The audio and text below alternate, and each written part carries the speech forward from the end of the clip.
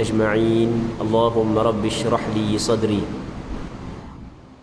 ويسر لي أمري واحلل عقدة من لساني يفقه قولي ولا حول ولا قوة إلا بالله العلي العظيم اللهم انفعنا بما علمتنا وعلمنا ما ينفعنا وعلمنا ما جهلنا وذكرنا ما نسينا.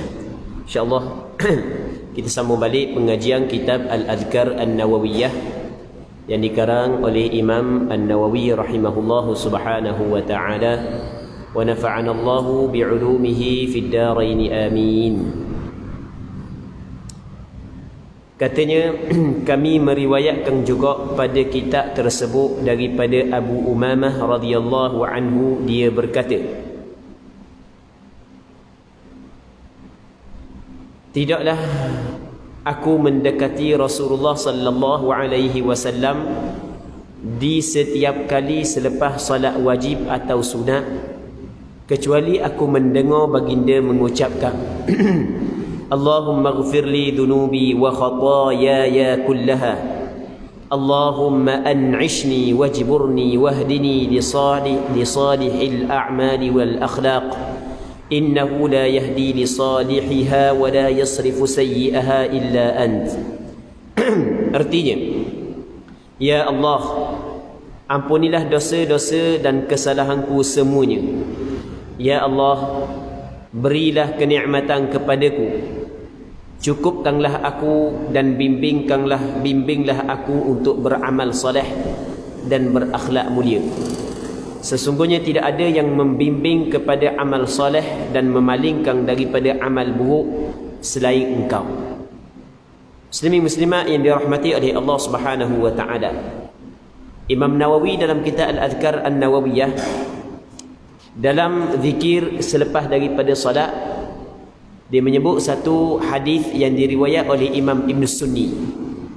Di sana ada seorang ulama yang dikenali sebagai Imam Ibn Sunni, ulama hadis, yang mana dalam kitab tersebut, dalam kitab beliau mendatangkan hadis ini. Hadis yang diriwayat daripada Abu Umamah, yang mana Abu Umamah menyebut bahawasanya tidaklah aku mendekati Rasulullah setiap kali selepas salat wajib atau salat sunat kecuali aku mendengar Rasul mengucapkan ucapan ini. Jadi lepas daripada semayang kalau aku dekat dengan Rasulullah, aku dengar lah. Kalau aku dekat dengan Rasulullah, kalau jauh tak dengar lah, kalau dekat dengar doa ni. Benda doa dia, Allahumma ighfir li dhunubi wa khataayaya kullaha. Ya Allah, ampunlah untukku segala dosaku dan kesalahanku keseluruhannya. Jadi Rasulullah sallallahu alaihi wasallam sentiasa meminta ampun daripada Allah Subhanahu wa taala. Hak yang tak ada kesalahan, hak yang kesalahan dia telah diampun oleh Allah Subhanahu wa taala, pun setiap lepas sembahyang minta ampun kepada Allah. Sebenarnya adalah ada beberapa sebab, antaranya Rasulullah nak ajar kepada kita supaya biar kita sentiasa minta keampunan daripada Allah Subhanahu wa taala. Baik. Seterusnya kami meriwayatkan juga dalam kitab tersebut, yakni kitab Imam Ibn Sunni, daripada Abu Sa'id Al-Khudri radhiyallahu taala anhu, bahawa Nabi sallallahu alaihi wasallam apabila selesai solat, aku tidak tahu apakah sebelum salam atau sesudahnya. Abu Sa'id Al-Khudri tak tahu sebelum salam ke selepas salam, ataupun perawi hadis tak tahu lebih jelas sebelum salam ke atau selepas salam. Itu baru lebih tepat. Jadi Rasul mengucapkan subhana rabbika rabbil izzati amma yasifun wa salamun alal mursalin walhamdulillahi rabbil alamin. Yang mana biasanya kita baca benda ni dalam doa. Pada semayang kita doa kan, kita baca ni subhana rabbika rabbil izzati amma yasifun wa salamun alal mursalin walhamdulillahi rabbil alamin. Baik. Artinya, Maha suci Tuhanmu yang mempunyai keperkasaan daripada apa yang mereka katakan. Maha suci Tuhan yang mempunyai keperkasaan daripada apa yang mereka katakan. Orang kafir kata benda yang tidak layak dengan Allah, Maha suci Allah Subhanahu wa taala daripada perkara tersebut. Dan kesejahteraan dilimpahkan ke atas para rasul, dan segala puji bagi Allah, Tuhan seru sekalian alam. Baik, kami meriwayatkan juga dalam kitab tersebut, yakni kitab Imam Ibn Sunni, daripada Anas radhiyallahu anhu, dia berkata, Nabi sallallahu alaihi wasallam apabila berganjak daripada solatnya, Rasul akan mengucapkan doa ni, Allahumma ja'al khaira umuri akhirah wa khaira amali khawatimah waj'al khaira ayyami yawma alqaq. Allah, ya Allah, jadikanlah sebaik-baik umurku di akhirnya. Sebaik-baik umur kita adalah pada penghujung. Sebab sebenarnya penilaian amalan seseorang adalah pada penghujung. Kata Nabi sallallahu alaihi wasallam dalam hadis yang diriwayat oleh Imam Bukhari dalam kitab sahihnya, innamal a'malu bi khawatimiha. Sesungguhnya amalan-amalan itu dilihat pada penghujung. Baik, jadi Rasulullah sallallahu alaihi wasallam minta supaya Allah Ta'ala jadikan sebaik-baik umur dia adalah pada penghujung. Baik. Dia umur yang paling baik adalah orang yang menjadikan kehidupan dia untuk dia melakukan ketaatan kepada Allah dan bertaubat daripada dosa yang dilakukan. Disebut dalam satu hadis, Nabi sallallahu alaihi wasallam menyebut, maksudnya adalah sebaik-baik manusia adalah orang yang panjang umur dia dan meningkat amalan dia. Atau kama qala. Baik. Katanya lagi, sebaik-baik amal perbuatanku pada penutupnya, dan jadikanlah hari terbaikku adalah hari aku bertemu denganmu. Allah, doa ni memang hebatlah. Kita minta biarlah jadi sebaik-baik hari kita adalah hari kita bertemu dengan Allah. Kita tidak tahu manakah hari yang paling baik sekali untuk kehidupan, untuk seluruh kehidupan kita. Kita tak mahu hari yang paling baik sekali adalah kita di atas dunia. Waktu yang kita tak mahu. Kalau kita nak adalah hari yang terbaik bagi kita adalah hari kita bertemu dengan Allah, yang mana kita mendapat berita gembira daripada Allah, tempat kita adalah syurga. Kami meriwayatkan juga dalam kitab tersebut. Kitab tersebut maksudnya adalah kitab Imam Ibn Sunni lagi, daripada Abu Bakrah radhiyallahu anhu. Abu Bakar lain, Abu Bakrah lain. Kedua sahabat Rasulullah. Bahawa Rasulullah sallallahu alaihi wasallam setiap kali selepas solat mengucapkan, Allahumma inni a'udzu bika minal kufri wal faqri wa 'adzabil qabr. Ya Allah, sesungguhnya aku berlindung kepadamu daripada kekafiran. Minta Allah Ta'ala lindung kita daripada kekufuran dan kefakiran dan seksa kubur. Jadi Rasul minta berlindung kepada Allah daripada tiga perkara ni. Daripada kekufuran. Dia kufur, dia terbahagi kepada dua. Yang pertamanya kufur yang kecil, maksudnya kufur nikmat. Dia tidak mengeluarkan seseorang daripada agama Islam. Ketika Allah Ta'ala bagi nikmat mata, dia guna nikmat mata tersebut kepada perkara yang dilarang, maka bermakna dia telah kufur dengan nikmat tersebut. Kerana orang yang Allah Subhanahu Wa Ta'ala bagi nikmat, dia wajib kena bersyukur di atas nikmat tersebut, dengan dia menggunakan nikmat itu kepada apa yang Allah Subhanahu Wa Ta'ala redha. Tiba-tiba dia guna nikmat yang Allah Subhanahu Wa Ta'ala beri kepada dia kepada apa yang selain daripada Allah Subhanahu Wa Ta'ala redha, bermakna dia kufur nikmat tersebut. Dia kufur nikmat. Dia kufur, ada kufur yang besar, ada kufur yang kecil. Kufur yang kecil macam kita khabar kufur nikmat tu lah. Kita dalam Al-Quranul Karim, antara ayat yang biasa kita dengar sebelum daripada ni lah, Allah Subhanahu Wa Ta'ala berfirman, biasanya ustaz pakat baca, wa man lam yahkum bima anzalallah fa ulaika humul kafirun. Ayat ni kita dengar sama sebelum daripada ni, ingat belaka kali yang barang siapa yang tidak berhukum, wa man lam yahkum bima anzalallah, barang siapa yang tidak berhukum dengan apa yang Allah Ta'ala turun, maka mereka itu adalah orang kafir. Mereka itu kafir ya, kalau tidak berhukum dengan apa yang Allah Subhanahu Wa Taala hukum, orang yang Allah Subhanahu Wa Taala turun. Baik. Adakah mana-mana kerajaan yang tidak menjalankan hukum Allah Subhanahu Wa Taala tu kita hukum kufur dengan berpandukan kepada ayat ni? Tak boleh. Masalah, jangan gaduh.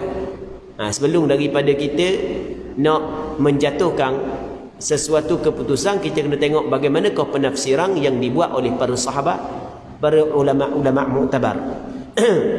Antara penafsiran yang dibuat oleh siapa? Seorang sahabat Rasulullah yang dikenali sebagai Abdullah bin Abbas. Abdullah bin Abbas ketika dia menafsirkan ayat ni, dia katakan, barang siapa yang tidak berhukum dengan apa yang Allah Subhanahu Wa Taala turunkan, maka sesungguhnya mereka itu adalah orang kafir. Kata Abdullah bin Abbas, kufran duna kufrin. Kufur, tapi kufur yang kurang sikit daripada kufur yang mengeluarkan dia daripada agama Islam, yakni kufur nikmat. Selama mana dia tidak engkar tentang hukum Allah Subhanahu Wa Taala, dia belum lagi terkeluar daripada agama Islam. Kalau dia engkar, itu masalah lain. Ada orang dia tidak melakukan hukum yang ditetapkan oleh Allah bukan kerana dia menolak. Dia lain daripada menolak. Macam orang tak semayang, kan Allah Ta'ala mewajibkan kepada kita semayang kan? Ada orang yang tak semayang tapi dia tidak menolak hukum kewajipan sembahyang. Dah berapa mudah sembahyang? Macam-macam alasan. Baik, adakah dia terkeluar daripada agama Islam? Siapa berani kata? Kalau berani kata, tak tahulah mana orang Melayu kita yang terkeluar daripada agama Islam kerana tak sembahyang. Kita jangan mudah-mudah nak hukum gitu. Dia sebab apa, bila kita hukum seorang keluar daripada agama Islam ni, banyak benda yang akan berlaku. Yang pertama sekali, apabila dia mati, tidak boleh kita tanam pada perkuburan orang Islam. Jadi tak boleh sembahyang. Kena pisahkan di antara suami dan isteri. Harta saka tak boleh. Kan banyak perkara tu kan. Tak boleh nak gaduh. Jadi orang yang tak sembahyang di tempat kita, selama mana dia tidak engkar kewajipan sembahyang, tak sembahyang kerana atas alasan malah, atas pandangan majoriti ulama termasuk mazhab Imam Syafi'i, dia tidak terkeluar daripada agama Islam. Melainkan kalau dia engkar hukum tersebut, dia tidak buat serta engkar. Sama juga dengan orang yang tidak melaksanakan hukum Islam, pemerintah yang tidak melaksanakan hukum Islam, selama mana dia tidak engkar hukum tersebut, maka dia saat itu telah melakukan kufur, tapi kufur yang kecil, kufran duna kufrin. Kata Abdullah bin Abbas, kufur tersebut belum lagi mengeluarkan dia daripada agama Islam. Baik, cuma kita nak khabar lagu mana? Kufur ada dua. Yang pertama kufur yang kecil, yang keduanya kufur yang besar. Jadi kedua-dua kufur ini kita kena minta berlindung kepada Allah Subhanahu Wa Taala. Jadi Rasulullah minta berlindung, Allahumma inni a'udzubika minal kufri. Ya Allah, aku berlindung kepadamu daripada kekufuran. Mana-mana kekufuran, sama ada kekufuran kecil dan kekufuran besar, minta berlindung kepada Allah Subhanahu Wa Taala. Wal faqri, dan kefakiran. Apa yang dimaksud dengan kefakiran di sini? Hak yang Rasul minta berlindung, ulama ketika menghuraikan maksud kefakiran yang Rasul minta berlindung ni, ulama berbeza pandangan. Ada sebahagian daripada ulama mengatakan yang dimaksud dengan kefakiran di sini adalah kefakiran hati. Hati yang fakir. Kita nak hati yang kaya. Hati yang tidak bergantung dengan makhluk. Hati hanya bergantung dengan Allah Subhanahu Wa Taala. Hati yang penuh dengan dunia di dalam hati, sebenarnya hati itu adalah hati yang fakir. Hati yang kaya adalah hati yang hanya bergantung dengan Allah Subhanahu Wa Taala. Dan ada pandangan yang kedua, yang dimaksud dengan kefakiran di sini adalah kefakiran yang tak ada harta. Kefakiran yang tidak ada harta. Kadal faqru an yakuna kufra. Disebut dalam satu hadis. Walaupun hadis ni ada perbincangan di kalangan ulama hadis, tetapi di sana ada hadis yang berbunyi kadal faqru an yakuna kufra. Hampirlah kefakiran itu membawa kepada kekufuran. Jadi kefakiran saat itu hampir membawa kepada kekufuran. Tidak redha dengan ketetapan Allah, tidak redha dengan takdir Allah Subhanahu Wa Taala. Sebagai contoh, dan azab kubur. Azab kubur kita cerita panjang lebar dah sebelum daripada ni. Jadi yang kita cerita panjang lebar, kita dah cerita dah lah. Kita baca je. Kami meriwayatkan juga dalam kitab tersebut dengan sanad yang dhaif daripada Fudalah bin Ubaidillah. Dia berkata, Rasulullah sallallahu alaihi wasallam bersabda, "Idza shalla ahadukum فليبدأ بتحميد الله تعالى والثناء عليه ثم يصلي على النبي صلى الله عليه وسلم ثم ليدعو بما شاء. Artinya, apabila salah seorang daripada kamu salat, hendaklah memulakan dengan bertahmid kepada Allah, mengucap alhamdulillah dan puji-pujian, memuji Allah Taala dulu. Kemudian berselawat kepada Nabi sallallahu alaihi wasallam. Kemudian berdoa mengikut kehendaknya. Barulah dia berdoa. Di hadis ni diriwayat oleh Imam Nawawi dengan sanad yang dhaif dalam kitab Imam Ibn Sunni. Tetapi hadis ni diriwayat oleh Imam Abu Dawud, Imam Tirmizi dengan sanad yang sahih. Nah, cuma Imam Nawawi meriwayatkan hadis ni daripada kitab Imam Ibn Sunni dengan sanad yang dhaif, tapi ada sanad yang sahih. Tapi diriwayat oleh ulama hadis yang lain. Jadi hadis ni sebenarnya hadis sahih. Satu ketika Rasul melihat seorang sahabat Nabi sallallahu alaihi wasallam sembahyang, terus berdoa tanpa memuji Allah sebelum daripadanya, tanpa dia berselawat kepada Rasul sebelum daripadanya. Maka kata Rasulullah sallallahu alaihi wasallam, orang ni gaduh. Rasul kata gaduh orang ni. Gaduh laju sangat. Lalu tu kata Rasul, apabila seorang di kalangan kamu sembahyang, maka perkataan sembahyang dalam hadis ni ada sebahagian ulama mengatakan dia masuk dalam sembahyang. Maka hendaklah dia memuji Allah. Antaranya baca suratul Fatihah. Dia berselawat kepada Rasulullah ketika dalam tasyahud yang pertama dan tasyahud yang kedua. Dan hadis ini menjadi dalil kepada Imam Syafi'i bahawasanya membaca selawat kepada Rasul dalam tasyahud akhir, hukum dia adalah wajib. Hukum dia adalah rukun sembahyang. Sebab Rasul kata hendaklah dia berselawat kepada Nabi sallallahu alaihi wasallam. Baik. Namun sebahagian daripada ulama yang lain berpandangan perkataan idza shalla ahadukum dengan makna apabila selesai sembahyang. Jadi apabila selesai sembahyang, kalau dia nak berdoa, mesti dia kena buat adab-adab doa dulu. Benda adab doa, yang pertama memuji Allah. Yang keduanya berselawat kepada Nabi sallallahu alaihi wasallam. Ni panggil adab-adab doa. Jadi lepas dia sembahyang, kita nak minta daripada Allah benda yang kita nak sekalipun, tak kira lah benda yang berkait dengan dunia ataupun benda yang berkait dengan akhirat, mulakan dengan memuji Allah. Mulakan dengan memuji Allah. Lepas tu berselawat kepada Nabi sallallahu alaihi wasallam. Dia memuji Allah pada permulaan doa, berselawat kepada Rasulullah pada permulaan doa, antara asbab istijabah ad-doa, antara sebab doa kita diperkenan oleh Allah Subhanahu wa taala.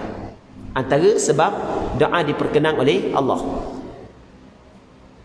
Ada satu hadis yang menceritakan tentang syafaah, hadis yang panjang yang diriwayat oleh Imam Muslim dalam kitab sahihnya, dan ada beberapa orang ulama hadis yang lain, yang mana Nabi sallallahu alaihi wasallam menceritakan tentang syafaah di hari kiamat, di padang mahsyar. Ketika manusia berkumpul, berbincang, bagaimana ni kita jumpa dengan orang yang rapat dengan Allah Ta'ala lah. Pergi jumpa dengan Nabi Adam, pergi jumpa dengan Nabi Nuh, jumpa dengan Nabi ni, jumpa dengan Nabi ni. Masing-masing Nabi kata benda, nafsi, nafsi. Akhirnya berjumpa dengan Nabi Muhammad sallallahu alaihi wasallam. Lalu tu kata Rasul, ana laha, aku hak yang memiliki perkara tersebut. Maksudnya Allah Ta'ala telah mensiapkan syafa'atul uzma untuk Nabi sallallahu alaihi wasallam. Maka Rasul pun sujud kepada Allah Subhanahu wa taala. Lepas tu Allah Ta'ala telah membuka kepada Rasul bermacam-macam kepujian. Jadi sebelum daripada Rasul minta kepada Allah, Rasul memuji Allah dengan bermacam-macam pujian yang Allah Ta'ala buka kepada Rasulullah. Lepas daripada itu barulah Allah Subhanahu wa taala berfirman kepada Nabi Muhammad, ya Muhammad, irfa' ra'sak sal tu'ta, isfa' tu syafa'. Maksudnya, wahai Muhammad, angkat kepalamu, mintalah benda yang mu minta, mu akan diberi. Mintalah syafaat, mu akan diberi.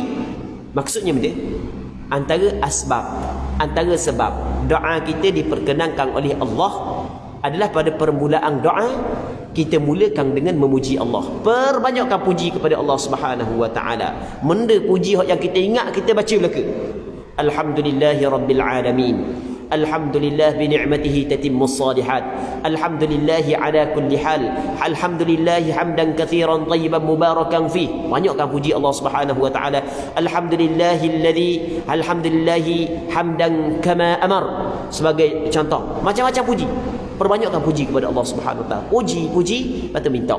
Sebab puji antara asbab ataupun antara sebab doa kita Allah Subhanahu wa taala mustajab. Baik. Seterusnya, anjuran berzikir selepas solat subuh. Allah Rabbi. Kita tarik nafas panjang dah sampai separuh lagi kita ni. Maksudnya banyak sangat rupanya benda yang dibaca oleh Rasulullah. Oh banyak Memang dak dang kita. Sungguh dak dang.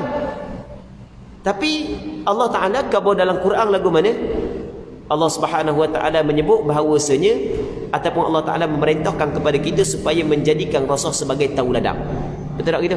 Menjadi Rasulullah sallallahu alaihi wasallam sebagai ikutan dalam perkataan dan perbuatan dia selama mana benda tu bukan khusus untuk Nabi sallallahu alaihi wasallam. Selama mana benda tu bukan khusus untuk Rasulullah sallallahu alaihi wasallam, maka dituntut kepada kita untuk mengikut Nabi sallallahu alaihi wasallam pada perkataan dan perbuatan. Setiap benda yang Rasul kata ni dituntut untuk kita kata. Allahu Rabbi, memang cukup banyak Ni dak sampai separuh lagi, tarik nafas panjang dah kalau semua sekali kalau kita nak baca. Memang dak ada. Tapi macam kita khabar sebelum daripada ni, Imam Nawawi, berapa kali kita khabar, Imam Nawawi pada permulaan kita Al-Azkar An-Nawawiyah menyebut bahawasanya apabila kita berjumpa dengan sesuatu amalan, kelebihan sesuatu amalan, maka kita beramal walaupun sekali, agar kita termasuk dalam ahli kepada amalan tersebut. Agar kita termasuk dalam ahli kepada amalan tersebut walaupun sekali. Baik. Ni anjuran berzikir selepas daripada solat subuh. Waktu terbaik pada siang hari untuk berzikir adalah selepas waktu subuh. Waktu terbaik pada siang hari untuk berzikir adalah selepas waktu subuh. Kita ada malam dan siang. Waktu terbaik untuk kita berzikir adalah pada malam hari. Manakala pada siang hari adalah pada waktu subuh. Pada waktu subuh di antara waktu yang paling comel kita berzikir. Sebab itulah di sana ada hadis yang Nabi sallallahu alaihi wasallam menyebut, Allahumma barik li ummati fi bukuriha. Ya Allah, berkatilah kepada umatku pada awal pagi. Tengok Rasul doa. Ya Allah, berkatilah bagi umatku pada awal pagi. Apa jua kita nak buat dalam hal yang dunia ataupun hal akhirat, buat pada awal pagi kerana di situ ada keberkatan. Sebab Rasul pernah berdoa, Allahumma barik li ummati fi bukuriha. Ya Allah, berkatilah kepada umatku pada awal paginya. Maka kata ulama, waktu terbaik pada siang hari untuk berzikir adalah selepas waktu subuh. Lepas waktu subuh. Tapi kalau mari surah, mari masjid, kita kata boleh tahan sikit.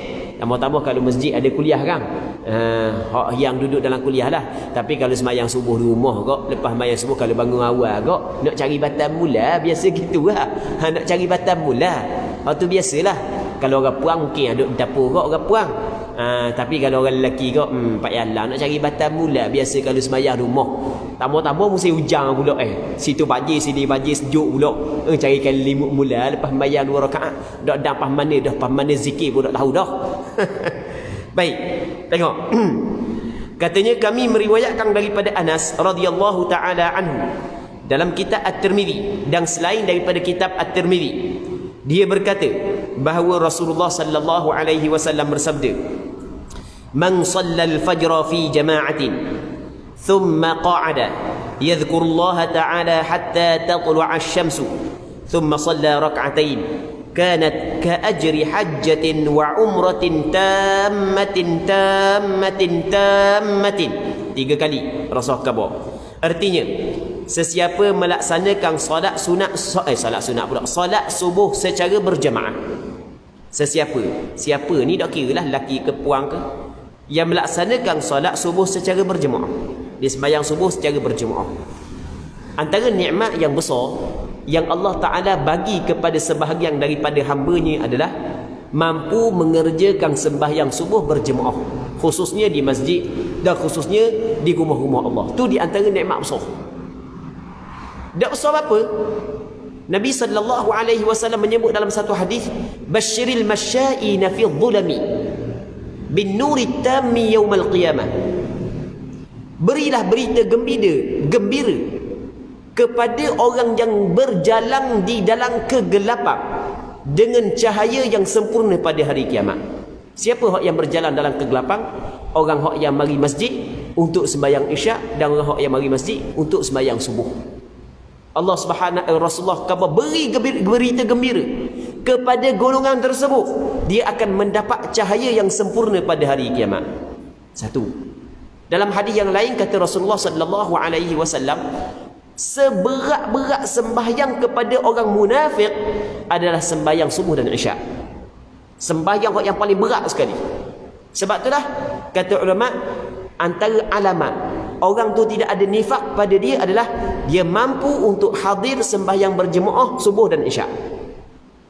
Allahu Rabbi, kan anugerah yang cukup besar tu kan? Anugerah yang cukup besar. Baik, kata Nabi sallallahu alaihi wasallam, barang siapa yang solat subuh berjamaah kemudian duduk dan berzikir kepada Allah sehingga matahari terbit, dia tak keluar, dia duduk berzikir kepada Allah, dah kira zikir dia. Dan termasuk dalam berzikir duduk dalam majlis ilmu, sebab majlis ilmu termasuk dalam majlis zikir. Lepas daripada subuh ada majlis ilmu yang ringkas, dia duduk dalam majlis ilmu sehingga terbit matahari.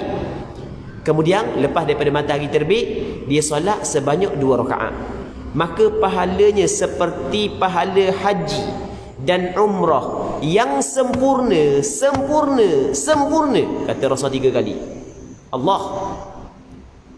Jadi dia dapat ganjaran pahala seperti pahala orang yang mengerjakan haji dan umrah yang sempurna. Itu hak yang Rasul sallallahu alaihi wasallam khabar. Kita pada hari ni dah leh nak pergi umrah dah ni. Kalau pergi pula payah. Kena kuarantin situ, kuarantin sini. Tekek pun mahal, hotel pun mahal belaka. Kamu rasa di travel di tempat kita tak buka lagi rasanya. Travel tak berani. Tak berani. Nak ambil risiko tu tak berani. Macam-macam kera. Dan kalau misalnya nak ambil deposit dengan orang, kat lagi teh dulu. Teh kena positif, tak keselak nganga beli belaka dak. Benda tekek apa semua sekali, tak keselak nganga. Jadi susah musim ni. Allah Rabbi. Baru ni haji tak ada dah boleh buat kan. Tapi rupanya masih lagi ada amalan yang mampu setiap kita melakukan walaupun tak ada pitih. Yang penting kena rajin je. Yang penting kena rajin je. Tak ada pitih pun apa. Yang penting kena rajin. Tambah-tambah masjid surah di negeri kita ni merata tepat. Situ ada, sini ada, situ ada, sini ada. Yang penting kena rajin je. Maka kita dapat ganjaran pahala haji yang sempurna, umrah yang sempurna. Orang pergi buat haji, orang pergi buat umrah, fikih habis puluh-puluh ribu pun tak semesti dia dapat pahala. Sebab dia ada syarat-syarat dia yang lain. Baik. Lepas daripada ni tak perlu buat umrah, tak perlu buat haji, pakai buat ni je. Jangan faham gitu pula. Jangan pergi faham kat tu. Dah awak nak pergi ke haji, pitih banyak nampak saya cukup dah. Sebab saya sembahyang jemaah di masjid subuh, lepas tu saya balik matahari naik tak mau. Tu Rasulullah khabar dalam hadis sahih. Dapat pahala haji sempurna, umrah sempurna. Jangan. Sebab haji rukun Islam.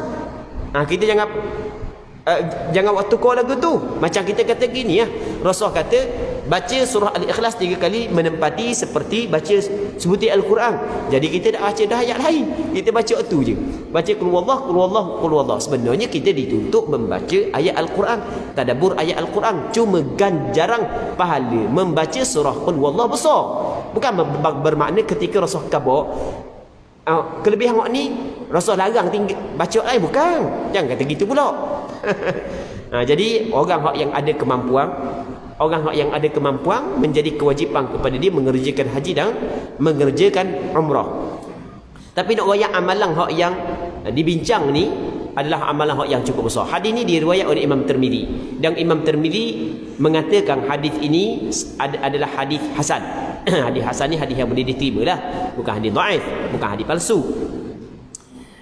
Seterusnya kami meriwayatkan dalam kitab At-Tirmizi, dan selain daripada kitab At-Tirmizi daripada Abu Dzar radhiyallahu anhu bahawa Rasulullah sallallahu alaihi wasallam bersabda, من قال في دبر صلاة الفجر وهو ثان رجليه قبل أن يتكلم لا إله إلا الله وحده لا شريك له له الملك وله الحمد يحيي ويميت وهو على كل شيء قدير 10 مرات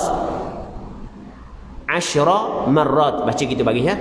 كتب له 10 حسنات ومحيت عنه 10 سيئات ورفع له 10 درجات وكان يومه ذلك في حرز من كل مكروه وحرس من الشيطان ولم ينبغي لذنب أن يدركه في ذلك اليوم إلا الشرك بالله.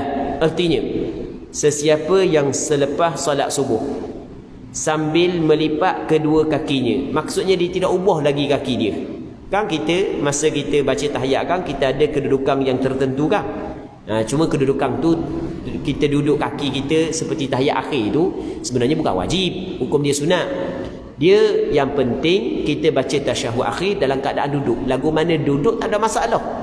Duduk sedar pun tak apa. Duduk tahiyat awal pun tak apa. Duduk tahiyat akhir pun tak apa. Duduk di atas 2 tumi pun tak apa. Duduk belunjung pun tak apa. Dah kira lah duduk lagu mana pun. Cuma ulama bincang manakah duduk yang paling comel sekali. Duduk yang paling comel sekali untuk tahiyat akhir adalah duduk tahiyat akhir. Kita sampai kata duduk tahiyat akhir. Cuma dalam istilah ulama fiqh dia panggil duduk tawarruk. Ya, kita ada duduk iftirash dan kita ada duduk tawarruk. Kita ada duduk tahiyat awal, ada duduk tahiyat akhir. Jadi duduk tahiyat akhir, Assalamualaikum warahmatullahi, Assalamualaikum warahmatullahi, tanpa mengubahkan kedudukan kaki dia. Lepas daripada semayang dibaca doa ni, dibaca ni bacaan ni, tanpa lagi mengubahkan kedudukan kaki dia. Baik. Tapi kalau ada keuzuran, itu masalah lain. Ada keuzuran, Allah lengah sungguh. Tok imam panjang sangat duduk tasyahud akhir subuh kan, panjang sangat duduk tasyahud akhir. Padahal tu imam bukan panjang, tu imam ngantuk. Baca sikit hilang, baca sikit hilang, baca sikit hilang. Jadi tak ada nak habis umur. Jadi lama kan? Oh, kita ingat tu imam baca panjang nak doa dalam tasyahud akhir. Rupanya tu imam ngantuk. Kan kita kalau ngantuk kan, dah ada nak habis hilang. Lepas tu paman dia baca mula. Dah ada nak habis hilang, baca mula. Dia main gitu lah. Lenguh makmum belakang ni. Dah makmum 3 selendar dah kan. Lenguh lepas daripada bagi salam memang kena gerak kaki. Baik, tu tak ada masalah, ada keuzuran. Tak ada masalah. Tapi tak ada sebarang keuzuran, biarkan kaki dalam keadaan tersebut. Maksudnya jangan betul lagi kaki. Lepas dia betul baca ni. Mudah dia baca. Ni ingat belaka La ilaha illallah wahdahu la syarika lah. Lahul mulku wa lahul hamdu yuhyi wa yumit wa huwa ala kulli syai'in qadir. Baca sebanyak 10 kali. Esok buat lalu dah. Esok buat lalu dah. Baca sebanyak 10 kali. Benda kelebihan ni, Allah Rabbi kelebihan dia besar. Maka akan diberikan kepadanya sebanyak 10 kali, maka akan diberikan kepadanya 10 pahala. Dihapuskan daripadanya 10 dosa. Diangkat darjatnya 10 darjat. Pada hari itu dia dijaga daripada segala yang tidak disukainya. Allah Ta'ala jaga. Tapi hak yang lebih afdal lagi, hak lebih comel lagi, masa kita baca tu kita perhati makna. La ilaha illallah, tidak ada Tuhan yang disembah dengan sebenar-benar melainkan Allah dalam hati kita. Wahdahu la syarikalah, Allah Ta'ala Tuhan yang Maha Esa, tidak ada sekutu baginya. Lahul mulk, milik baginya segala kerajaan. Semua kerajaan adalah milik bagi Allah. Walahul hamd, dan milik bagi Allah segala kepujian.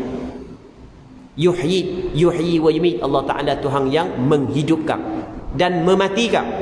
Wa huwa ala kulli syai'in qadir, dan Allah Ta'ala Tuhan yang amat-amat berkuasa di atas tiap-tiap sesuatu. Masa kita baca tu kita ingat makna tersebut. Allah Rabbi kalau baca ingat makna mungkin sekali dak lagi, 2 kali dak lagi. Tapi kalau main duk tiap-tiap hari baca ingat makna, akhirnya tak mau 10, nak lebih daripada 10. Sebab dia akan rasa dia kemanisan berzikir. Ala bi dzikrillahi tatma'innul qulub. Allah Ta'ala khabar, ketahuilah dengan mengingati Allah, dengan berzikir kepada Allah, hati menjadi tenang. Baik. Dan dikawal daripada godaan syaitan. Allah Ta'ala kawal dia, jaga dia daripada godaan syaitan. Dia ni ataupun bacaan ni, dia termasuk dalam benteng. Dan molek sangat bagi orang yang ada gangguan. Lepas daripada subuh dia baca zikir ni. Sebab dalam hadis ni menyebut bahawasanya dia akan dilindungi daripada godaan syaitan. Dia berada dalam benteng Allah Subhanahu wa taala. Orang yang ada dalam benteng Allah Subhanahu wa taala, maka tiada siapa yang berani ceroboh. Tiada siapa yang berani ceroboh. Boleh sangat ni orang yang ada gangguan. Kan tempat kita macam-macam gangguan, ada orang ni gitu, orang ni gini kan. Maka antara amalan yang boleh dia amalkan adalah selepas daripada sembahyang subuh berpandukan kepada hadis ni. Dibaca sebanyak 10 kali la ilaha illallah wahdahu la syarikalah. Dan tidak layak bagi dosa untuk menimpanya di hari tersebut. Dosa tidak layak menimpanya sebab dia dalam penjagaan Allah. Selain daripada dosa syirik. Sebab dosa syirik Allah Ta'ala tidak ampun. Dosa selain daripada syirik Allah Ta'ala ampun. Maksudnya kalau dibaca doa ni, maka dosa-dosa yang terkena kepada dia yang dibuat Allah Ta'ala ampun. Tetapi selain daripada dosa syirik. Sebab dosa syirik tidak diampun oleh Allah Subhanahu wa Ta'ala. Imam Tirmizi mengatakan hadis ini sebagai hadis hasan. Dalam sebahagian manuskrip disebut sebagai hadis sahih. Imam Tirmizi, kebiasaan ada Imam Tirmizi, selepas dia datangkan hadis, dia akan sebut penilaian hadis tersebut. Kalau hadis itu sahih, dia kata hadis sahih. Kalau hadis itu hasan, dia kata hadis hasan. Kalau hadis dhaif, dia kata hadis ni hadis gharib sebagai contoh. Hadis dhaif dia sebut. Jadi Imam Tirmizi menilai hadis ini sebagai hadis hasan. Imam Tirmizi adalah ulama hadis yang mempunyai autoriti, yang mempunyai keahlian untuk menilai sesuatu hadis. Baik. Kami meriwayatkan dalam Sunan Abu Daud daripada Muslim Ibnu Harith At-Tamimi, seorang sahabat Rasulullah sallallahu alaihi wasallam, bahawa baginda berbisik kepadanya. Rasul khabar kepada dia. Rasul kata mana?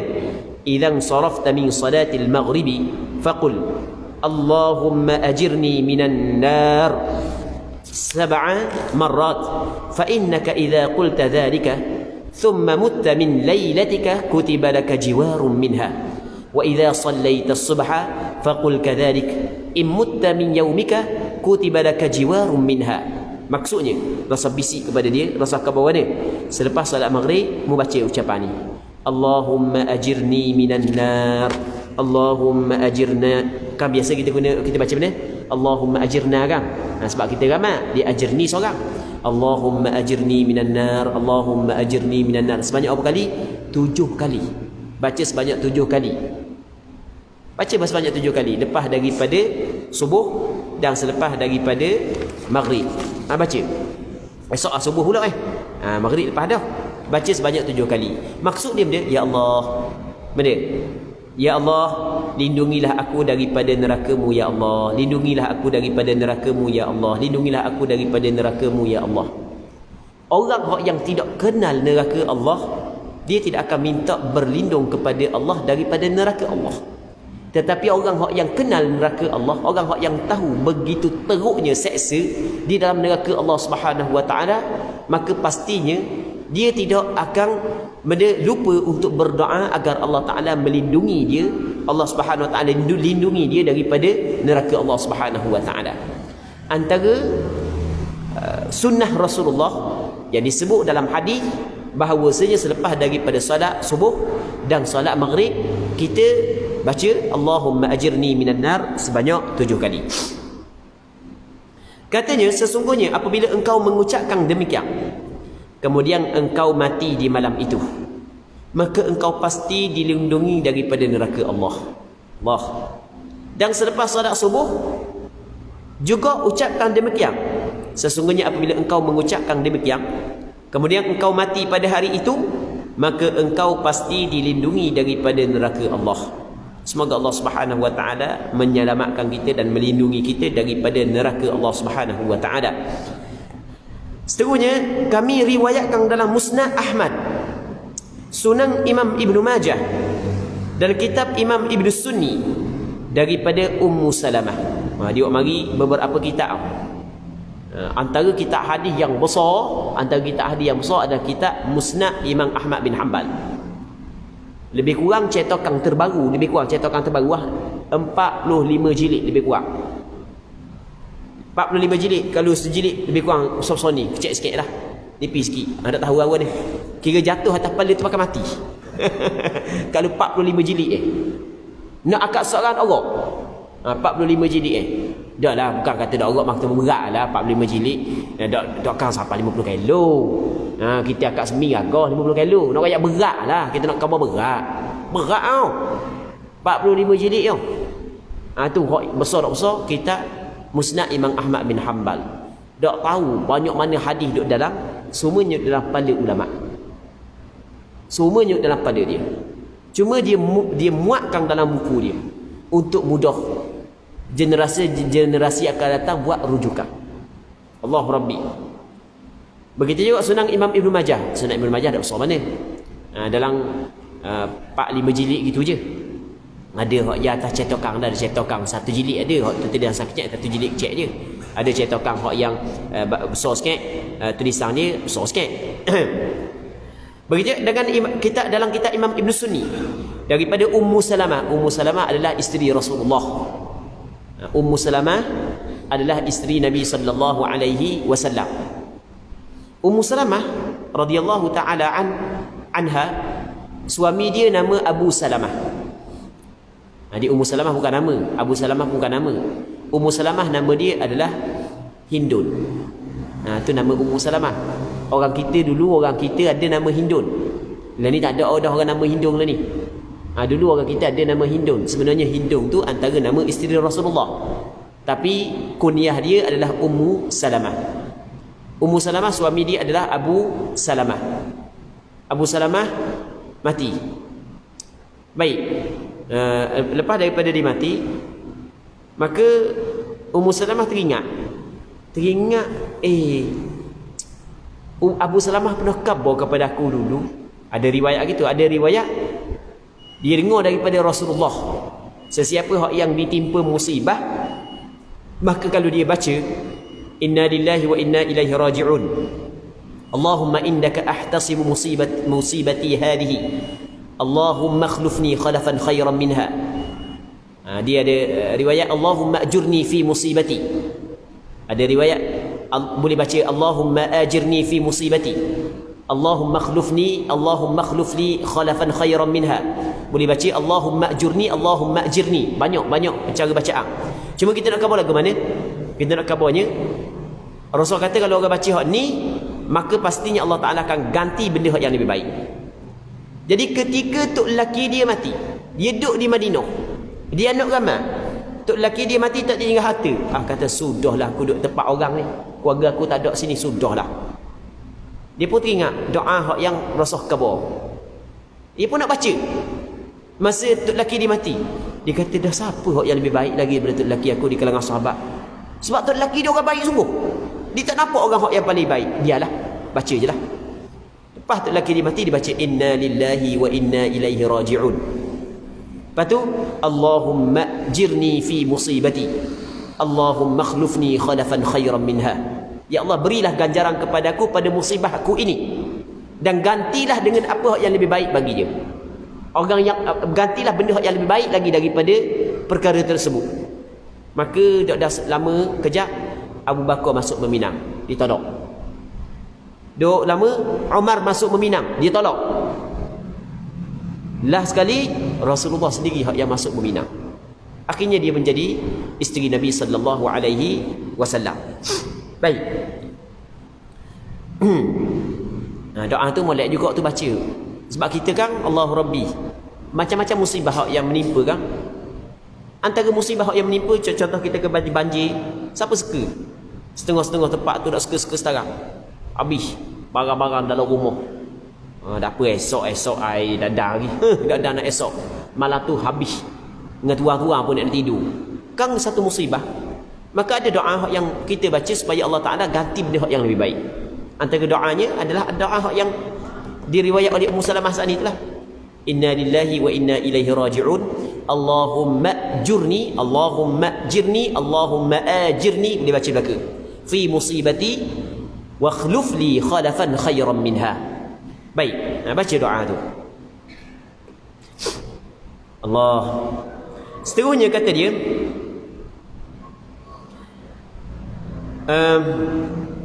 Kami riwayatkan dalam Musnad Imam Ahmad bin Hanbal, Sunan Ibnu Majah dan kitab Imam Ibnu Sunni daripada Ummu Salamah radhiyallahu anha berkata, selepas salat subuh Rasulullah mengucapkan, Allahumma inni as'aluka ilman nafi'a, Allahumma inni as'aluka ilman nafi'an mutaqabbalan wa rizqan tayyiban.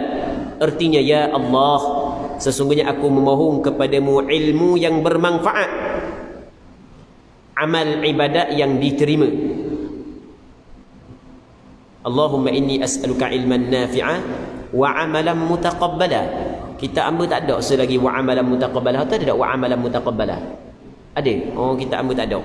Sebab hamba ni Allahumma inni as'aluka ilman nafi'an mutaqabbala. Tapi tengok kepada terjemahan tu, amal ibadat yang diterima. Jadi bermakna ada kalimah yang tinggal. Allahumma inni as'aluka ilman nafi'a wa amalan mutaqabbala wa rizqan tayyiban. Okey, itu doa yang Rasul baca selepas solat subuh. Yang pertama, minta Allah Ta'ala bagi kepada kita ilmu yang bermanfaat. Ilmu yang bermanfaat. Ada ilmu dunia yang bermanfaat dan ada ilmu akhirat yang bermanfaat. Minta Allah Ta'ala bagi kepada kita ilmu yang bermanfaat. Dia ada ilmu yang mendatangkan mudarat pun ada. Ilmu yang bermanfaat, ada ilmu yang memberi mudarat. Yang keduanya adalah amalan yang diterima. Amalan yang dibuat oleh hamba, ada yang diterima, ada yang tidak diterima.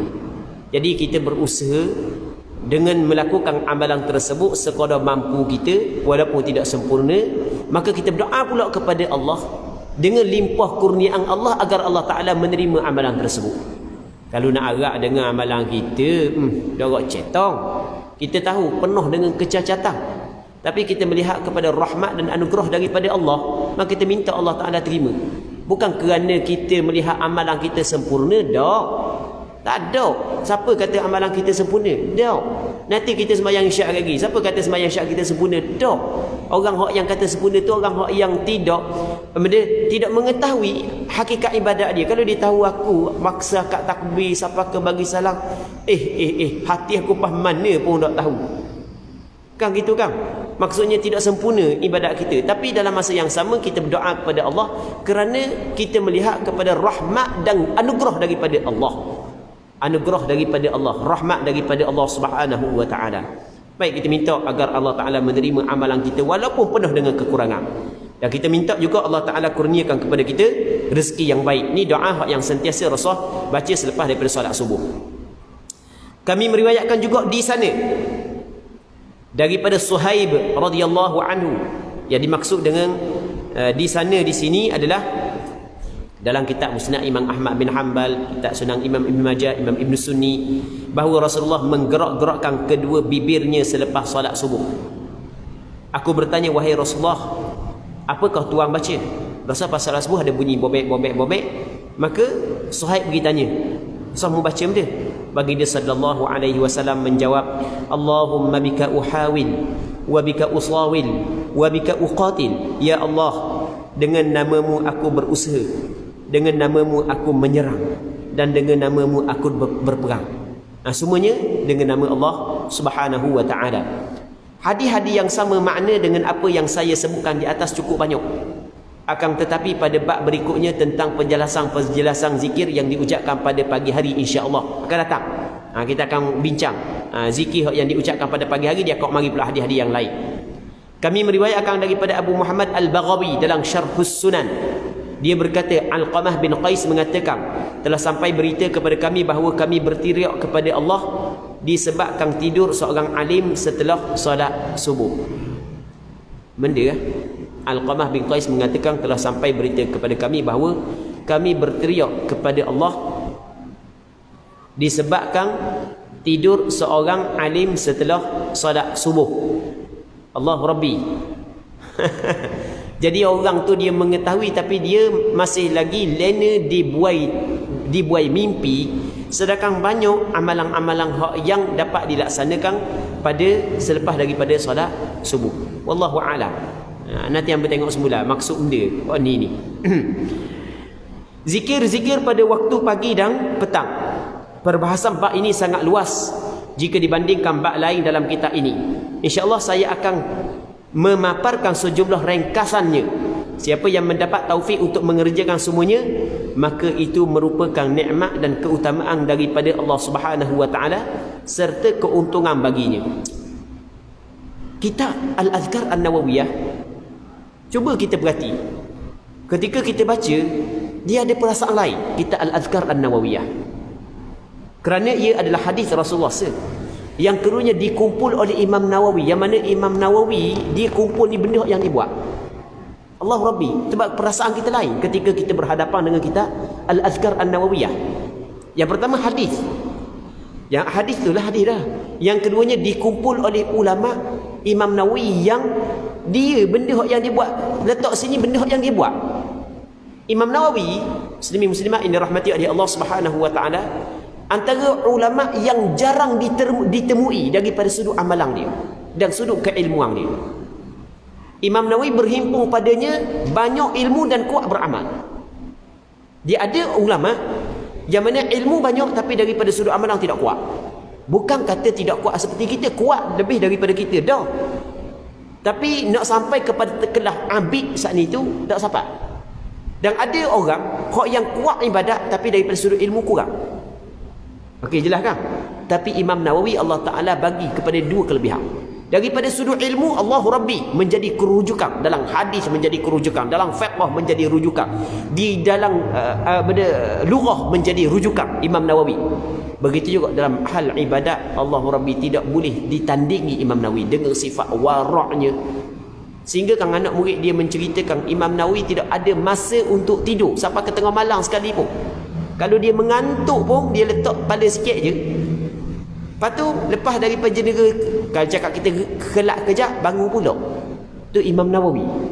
Sebab kita baca kitab dia, perasaan kita lain. Maksudnya apa dia? Maksudnya, ada zauk kitab dia. Sebab, apa yang dikumpul oleh Imam Nawawi, benda yang diamalkan. Itu di antara benda yang penting, muslimin muslimat yang dirahmati oleh Allah Subhanahu wa taala. Baik. Jadi untuk malam ni kita berhenti sini dulu lah. Untuk malam ni kita berhenti sini dulu. InsyaAllah kita sambung balik pada minggu-minggu akan datang, sekiranya dipanjangkan umur. Kita berdoa kepada Allah Subhanahu wa taala agar Allah Subhanahu wa taala memberi kekuatan kepada kita untuk kita beramal dengan apa yang kita bincang pada malam ni, dan semoga Allah Subhanahu wa taala menyelamatkan kita daripada neraka Allah. Semoga Allah Subhanahu wa taala mengampun segala kesalahan dan dosa-dosa yang kita buat. Allah Subhanahu wa taala a'la wa a'lam. Allahumma haqqiqna bi ittiba'i nabiyyika Muhammadin sallallahu alaihi wasallam zahiran wa batinan. Allahumma ij'alna mimman yastami'una al-qawla fayattabi'una ahsana. Sallallahu ala sayyidina Muhammad wa ala alihi wa sahbihi ajma'in. Walhamdulillahi rabbil alamin.